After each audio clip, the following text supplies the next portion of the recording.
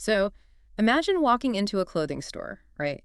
You pull a pair of like super stiff denim jeans right off the rack, and you're just trying to force them on. Oh, sounds incredibly uncomfortable already. Oh, it is. And let's say you practice Taekwondo, so you have these, incredibly strong muscular thighs.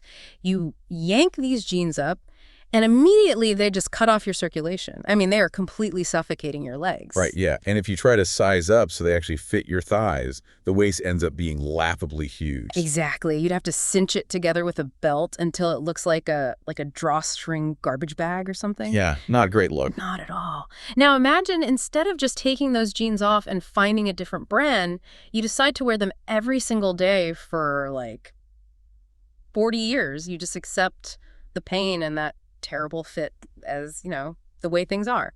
When you put it like that, it sounds completely absurd. It does. Yet for so many of you listening right now, that is exactly what you are doing with your careers. Yeah, you spend your entire adult life squeezing your unique, biological and mental shape into this incredibly rigid, off-the-rack societal formula. You go to school, you pick a major, and you just try to wedge yourself into a 9 to 5. Or, let's be real, a 9 to 9 corporate container. Right. And when that container inevitably starts to damage your physical or mental health, you just assume there's something wrong with you. Exactly. You blame yourself rather than, questioning the actual dimensions of the container you're in. And that tension is exactly what we are unpacking in today's deep dive.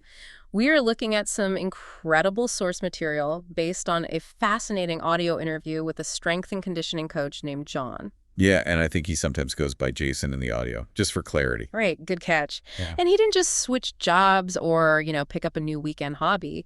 He entirely dismantled the concept of a standard career to build a life that actually accommodates a chronic medical condition that affects his wakefulness. Which is such a massive undertaking. It really is. So our mission today is to explore a concept he calls the individualized life plan. We're going to look at how building a hyper-flexible work model isn't just like some luxury for the lucky few. For some people, it's literally the only viable way to coexist with an illness while still thriving and helping others. And honestly, to really grasp the magnitude of what John built, you have to understand the specific conveyor belt he was supposed to be on, right? Oh, absolutely. Set the stage for us. So he was a mechanical engineering student at Taipei Tech, which is also known as NTUT. And for those of you familiar with the tech and manufacturing landscape in Taiwan, you know that this specific educational path is, it's incredibly fixed. Yeah, it's like a machine. It is. The societal expectation, basically the off-the-rack genes for someone in his position, is to graduate and immediately take a highly structured engineering role. In manufacturing, car factories, or ideally, land a job at a tech titan like TSMC. Right, and landing a job at TSMC is widely considered the ultimate golden ticket. I mean, society constantly reinforces this idea that if you get that corporate engineering job, you win. You've secured the bag, yeah. Exactly. Your parents are proud, your trajectory is set for life. But what happens when that golden ticket is actually like a biological trap? And that is exactly the realization John had during an internship. He found himself in this highly structured, object-oriented environment. Because engineering at that level is really about isolating variables, staring at schematics. Just dealing with inanimate things for hours on end. Right. And he realized he deeply craved human interaction. But the much more critical barrier was physiological. Right, the wakefulness condition. Yeah, he has a chronic condition, a disease that fundamentally disrupts his sleep patterns and his daily wakefulness. Let's actually talk about the mechanics of that for a second, because it's vital to understand the why here. A wakefulness disorder isn't just about, feeling a little tired after a heavy lunch. No, not at all. Biologically, the brain's ability to maintain a continuous, uninterrupted state of alert focus is severely compromised. If you put someone with this condition at a desk and demand 10 straight hours of object-oriented focus... You're not just making them uncomfortable. Exactly. You are running a complex machine without any oil. The neurological friction eventually just causes the whole system to break down, and sitting still in a static environment actually exacerbates the sleepiness. It creates this impossible physiological friction. Yeah. And in the source material, the interviewer draws a brilliant parallel to the education system. Oh, I loved this part, the IEP comparison. Yes. So in special education, schools use something called an IEP, an individualized education program. It's this legally binding document that acknowledges a student's specific learning constraints and mandates structural accommodations so they can actually learn. Which makes total sense for kids. Right, but the interviewer points out that John essentially took that concept and applied it to adulthood, creating an ILP, an individualized life plan. He didn't go to an engineering firm and beg for an extra nap time. He recognized his taekwondo thighs, to bring back our jeans analogy. Nice callback. Thanks. He looked at his need for rest not as a character flaw or like a lack of hustle, but as a hard biological data point. And he designed a life around that data point from the ground up. Which is a beautiful philosophy, but, a philosophy alone does not pay your rent or buy your groceries. Exactly the friction I want to get into next, because it's very easy to just say, oh, I'm going to design a custom life, but you still have to survive in a capitalist system. Yeah. How did he actually engineer the economics and the day-to-day reality of this ILP? Well, he essentially wrote a reverse job description. Instead of looking at what the market wanted and changing himself to fit it, he wrote down his absolute non-negotiables. Okay, like what? He needed a dynamic environment with high human interaction to keep his brain engaged. He needed extreme flexibility, and he fundamentally could not work a continuous corporate schedule because his condition guaranteed an energy crash in the middle of the day. So he looks at the landscape and finds this massive inefficiency in the market. The teacher shortage. Schools are desperate for substitute teachers. Right. But he doesn't just substitute for math or history where he'd be, sitting at a desk again. He specifically chooses physical education. Which is brilliant. It is. It's dynamic. It involves constant human interaction, and the physical movement actively combats the lethargy of his condition. It provides that baseline income and immense flexibility. But the tree anchor of his ILP, the place where he really builds his professional identity, is his dual-track career as a fitness and strength coach at a facility called Jayson. I love that name, by the way. Jayson is a play on joule, the physical unit of energy. Ah, right. And from the source material, this place is a highly respected triathlon training base located right near Youth Park. They do it all out: cycling power classes, marathon running programs, swimming, even scuba and freediving. It's an incredible setup. He becomes a strength coach there for endurance athletes. And honestly, it is such a fantastic work model. It's really worth emphasizing how he manages to coexist with his disease by utilizing this flexible schedule at Jayson. We should totally encourage this. I mean, it is a perfect opportunity for everyone listening to learn from him, to see that a career doesn't have to break you. Exactly. Because if you look at how he practically structures a Tuesday or a Wednesday, it is a masterclass in circadian energy management. Walk us through his day. Okay, so he teaches Ki in the morning when he has his initial burst of energy. Then, right in the middle of the day, when his biological battery inevitably drains due to his condition, he completely checks out. He just unplugs. Literally. He schedules a non-negotiable midday rest. He allows his system to fully power down and reboot. Then, later in the evening, he heads to Jayson to coach small group strength classes. Think about your own daily energy for a second. Most of you listening probably treat your energy like a constant, steady electrical current plugged into a wall, like it's just always there. Right, which it definitely isn't. Exactly. Human energy is much more like a solar panel that only catches direct sunlight at very specific, scattered times of the day. Oh, that's a great analogy. Right. If you plug a heavy, demanding appliance into that solar panel when it's in the shade, the whole system just shorts out. John simply audited his biological solar panel. He mapped out exactly when he gets direct sunlight, and he arranged his most demanding, high-value tasks, teaching kids and coaching athletes, squarely underneath those sunny hours. And the economic and professional reality of that choice is profound. By fiercely protecting his downtime, he isn't half-assing a 9-to-5 job. He is providing top-tier, concentrated value to his clients during his peak hours. Yeah, he's actually better at his job because of it. Exactly. He tells the interviewer that his ultimate goal is to give the absolute best output to his students. He recognized that running himself ragged at a tech firm would make him a terrible engineer. But managing his energy makes him an exceptional coach. And that transitions perfectly into the actual sports science advice he imparts to his athletes at Jayson, because his personal philosophy of relentlessly protecting his energy directly informs how he trains people to survive these massive endurance events. It does. His core mantra for endurance sports is incredibly grounding. He says, there are no miracles, only accumulation. I want to put that on a t-shirt. No miracles, only accumulation. Break down how he actually applies that to, a marathoner or a triathlete? He relies on a financial analogy that really cuts through the typical fitness jargon. He explains to his students that doing strength training, signified lifting weights, using resistance bands, building muscle, is the equivalent of making a monetary deposit into your body's bank account. Okay, so you're storing up physical capital and resilience. Right. So if the heavy lifting is the deposit, the withdrawal must be the race itself. A massive, almost catastrophic withdrawal, Yeah. Running a 42-kilometer marathon or completing a 226-kilometer iron distance triathlon just drains your accounts. And this is a huge misconception John has to correct in his clients constantly. How so? Many amateur athletes view running as the thing that builds their fitness. They think the race is the deposit. Oh, right. Think the more they pound the pavement, the stronger their body gets. Exactly. But he is saying the exact opposite. The pavement breaks you down. You are out there spending all the capital you saved up in the gym. So if you only ever run and you never put in the strength training, you are constantly swiping your debit card without ever depositing a paycheck. And eventually, you bankrupt your physiological system. And what does biological bankruptcy look like? A severe injury. I mean, John isn't trying to turn these endurance athletes into massive bodybuilders or anything. He heavily advocates for very accessible tools, like simple resistance bands, just to wake up the small, deep stabilizing muscles. Which brings us to arguably the most fascinating biomechanical quirk mentioned in the entire deep dive, gluteus maximus amnesia. Ah, yes. Glute amnesia. I am so obsessed with this concept. Let's really explain the mechanism here because it affects almost everyone listening to us right now. It really is a profound problem for modern humans.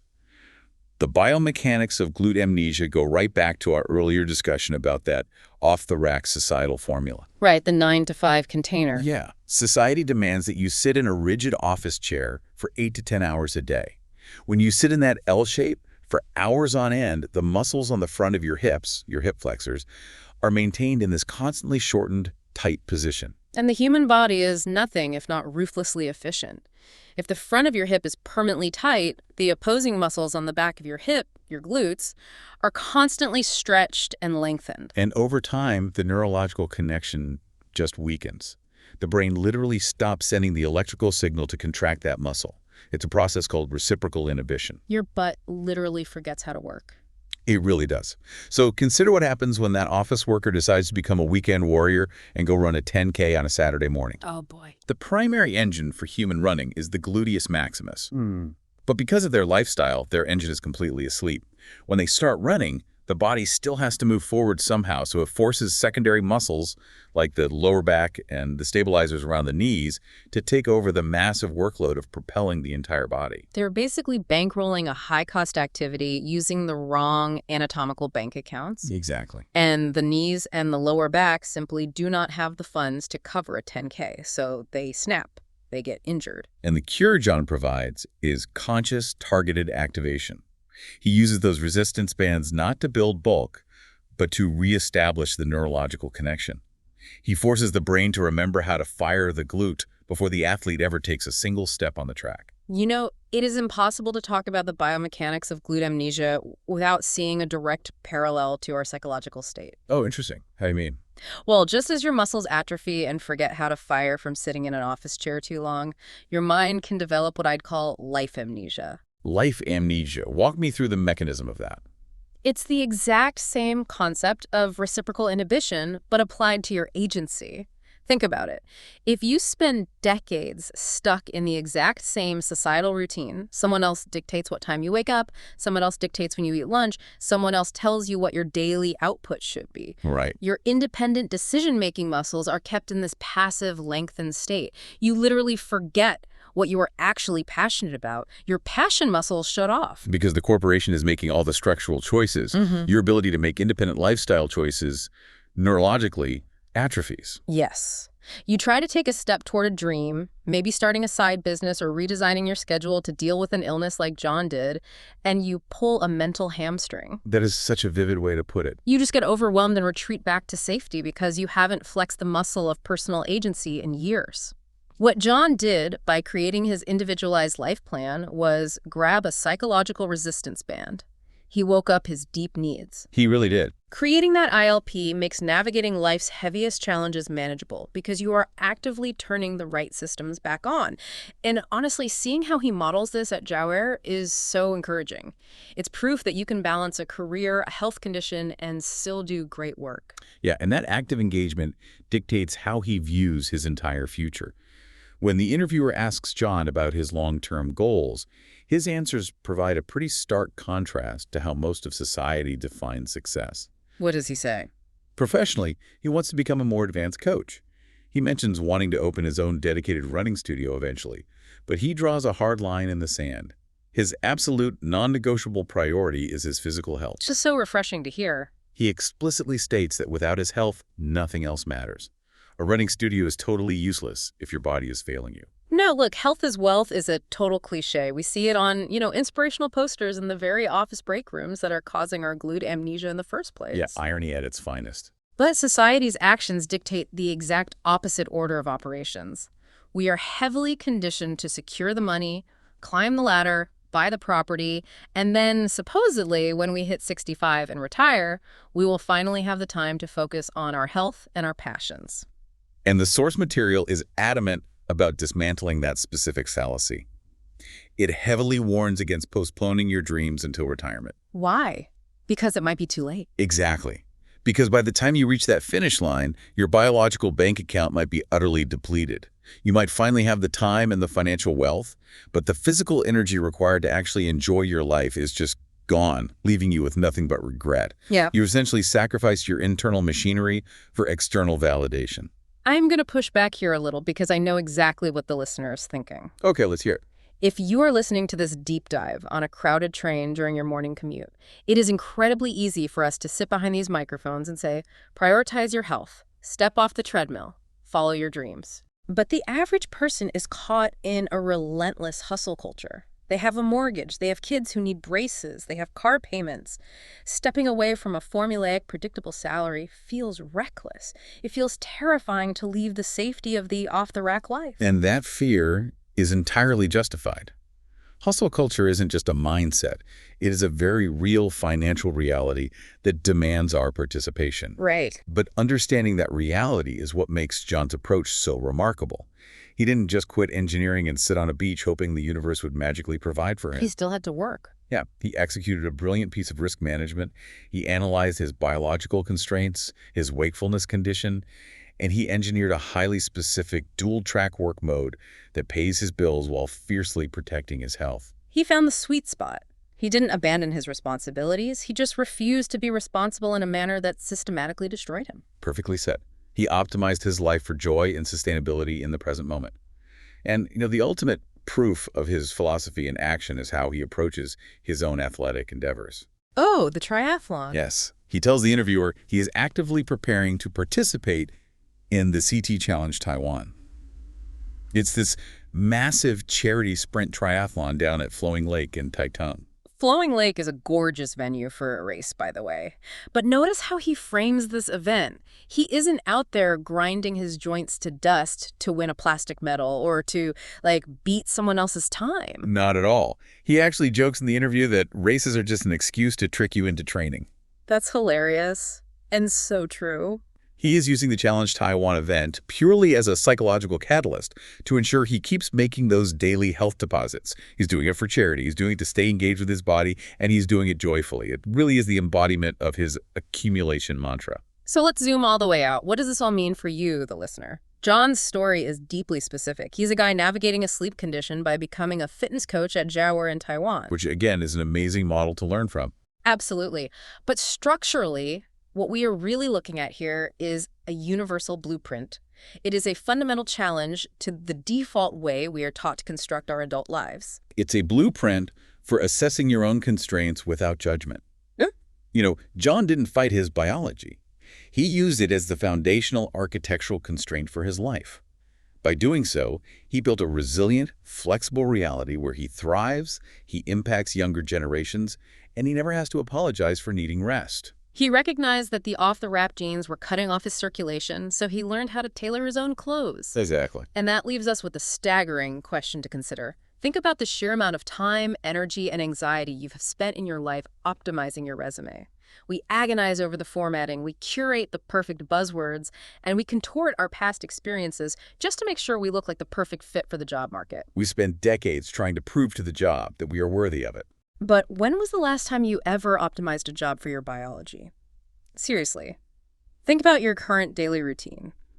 If you had to sit down today and write a job description for the life you are currently living, and your physical body and your mental health were the hiring managers, Oh, wow. would you even qualify for the position? Or would your own biology look at the hours, the stress, and the lack of movement and immediately reject your application? Are you spending your prime years bankrolling a lifestyle that is quietly bankrupting your body? It is a heavy question, but it's the very first step to curing life amnesia. Don't wait until your biological bank account is completely empty at retirement to start living the life your body actually needs. Start drafting your own individualized life plan today. Thank you so much for joining us on this deep dive. We will catch you next time.